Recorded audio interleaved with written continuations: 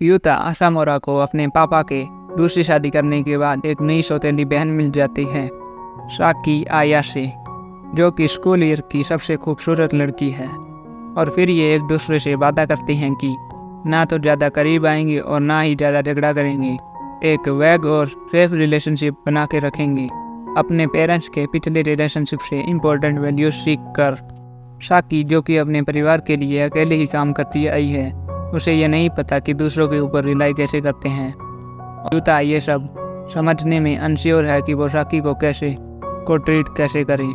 दोनों ही same ground पे खड़े होते हैं और धीरे धीरे एक दूसरे के साथ रहना सीख जाते हैं। और जैसे जैसे दिन बीतते हैं, इन दोनों की ये रिलेशनशिप फ्रेंड्स तक पहुंच जाती है।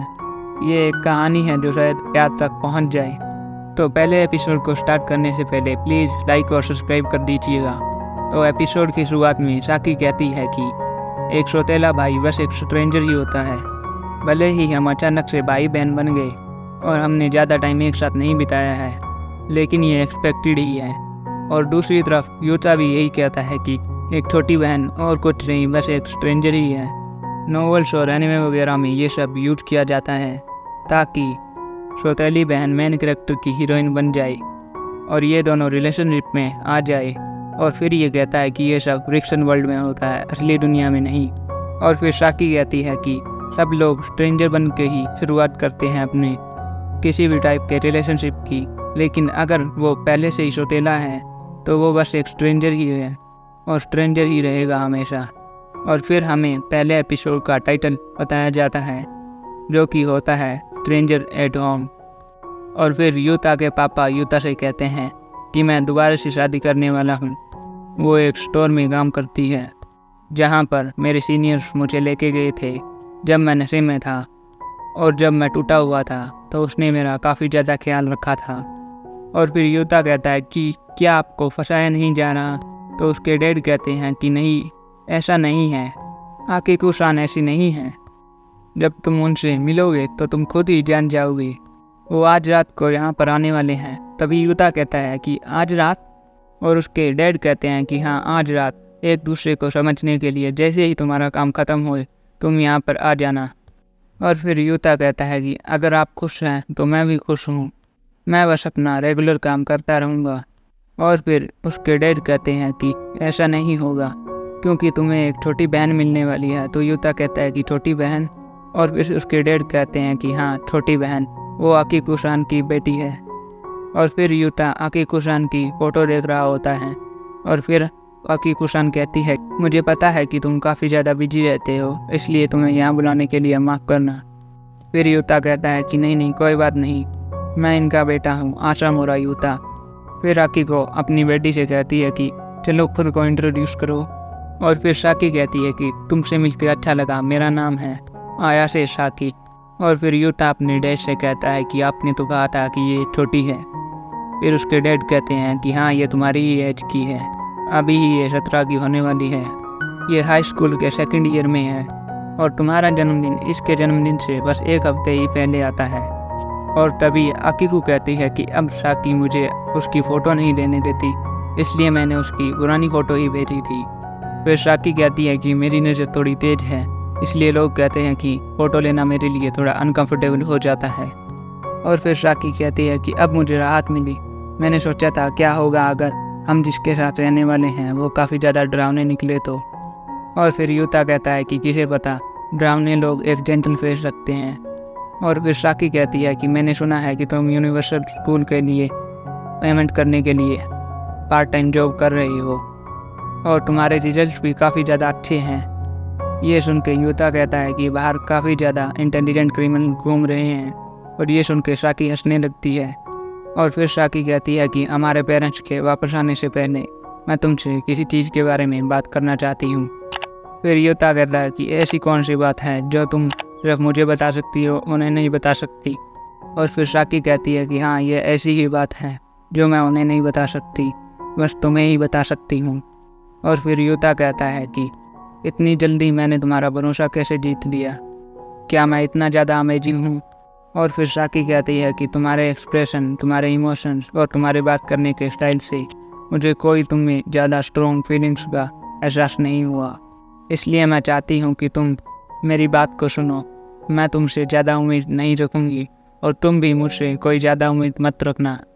तो तुम इसका मतलब समझ गए होगे ना। युता कहता है कि मुझे राहत मिली ये सुन के। और फिर साकी कहती है कि हाँ मुझे भी।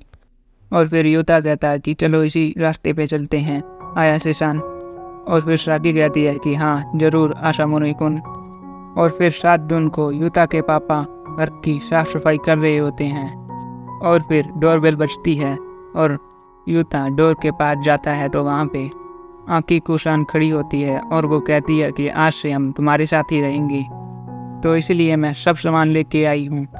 और फिर साकी कहती है कि मेरी मॉम को मना करना नहीं आता, इसलिए उनके फ्रेंड्स और कलीग्स ने जो भी कहा था वो सब कुछ ये लेके आ चुकी हैं।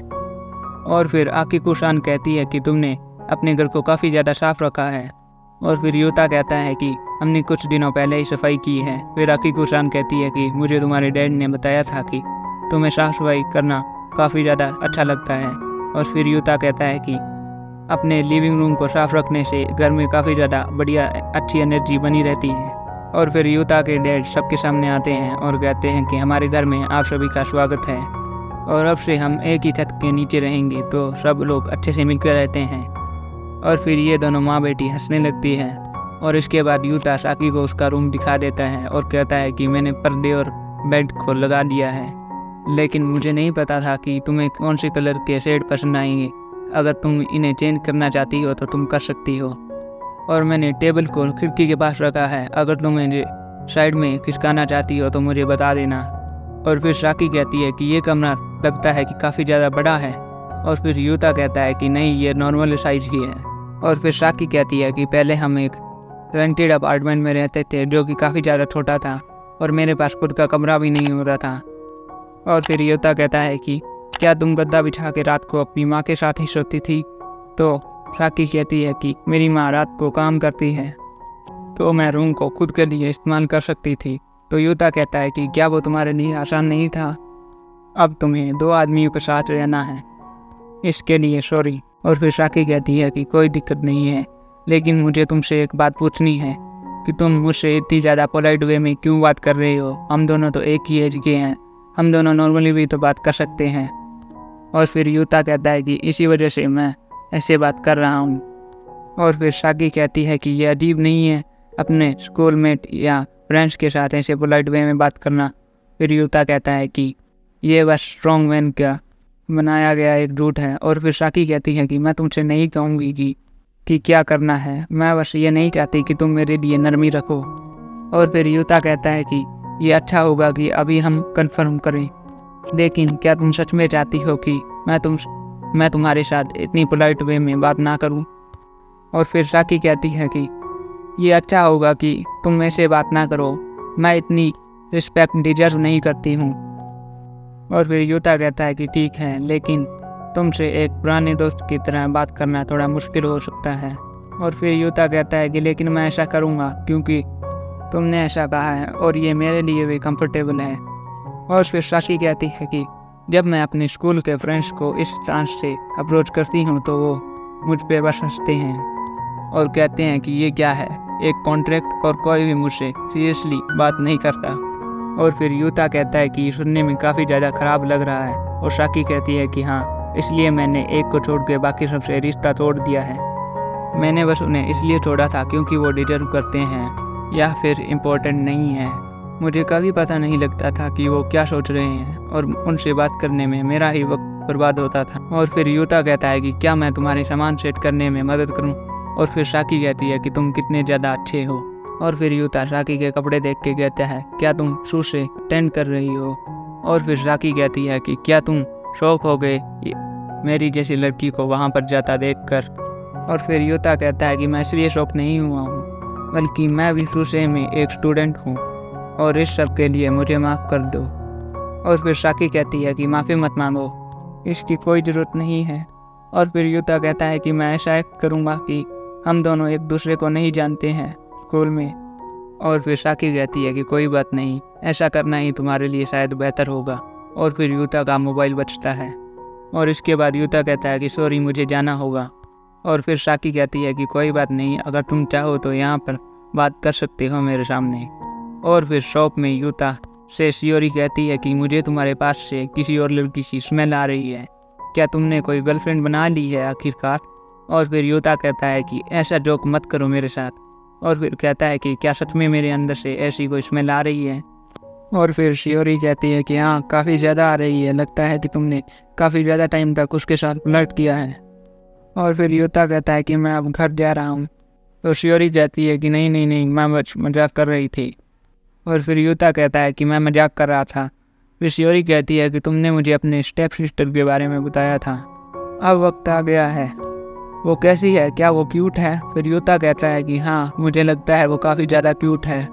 और फिर शियोरी कहती है कि तुम कितने ज़्यादा लकी हो, तुम एक काफ़ी ज़्यादा क्यूट लड़की के साथ घर में रह रहे हो, कुछ तो होगा ही इस। और फिर यूता कहता है कि कुछ भी नहीं होगा, तुम ये सब गंदे जोक मारना बंद करो, यह तुम्हारी बहुत गंदी आदत है। और फिर शियोरी कहती है कि मैं हमेशा से गर्ल्स स्कूल में थी, तो मैं खुद को रोक नहीं पा रही हूँ। और फिर यूता कहता है कि मेरे पास ये सब सोचने का वक्त ही नहीं है कि हम भाई बहनों में किस तरह का एटीट्यूड सही रहेगा, और इसीलिए जैसा तुम बर्ताव करते हो वैसा ही बर्ताव करो। और फिर यूता अपना पार्ट टाइम जॉब करके घर पे वापस आता है, और साकी यहाँ पर घर के अंदर बैठी होती है। और यूता कहता है कि मैं घर पे आ गया। और साकी कहती है फिर कि ओह अच्छा, मुझे यह सब सुनने की आदत नहीं है, मुझे माफ़ करना, मुझे पता नहीं है कि इस समय पे क्या बोला जाए, और तुमने इतना अजीब मुंह क्यों बना रखा है। ऐसा नहीं है कि मेरे साथ बुरा बर्ताव हुआ है, जिस समय मैं स्कूल जाती थी उस समय मेरी मॉम घर पे आती थी, और जब वो घर आती थी तब मैं स्कूल में चली जाती थी, हमारे लिए यही नॉर्मल रूटीन था। और फिर यूता कहता है कि इसके बावजूद भी तुम दोनों एक दूसरे के काफ़ी ज़्यादा क्लोज लगती हो।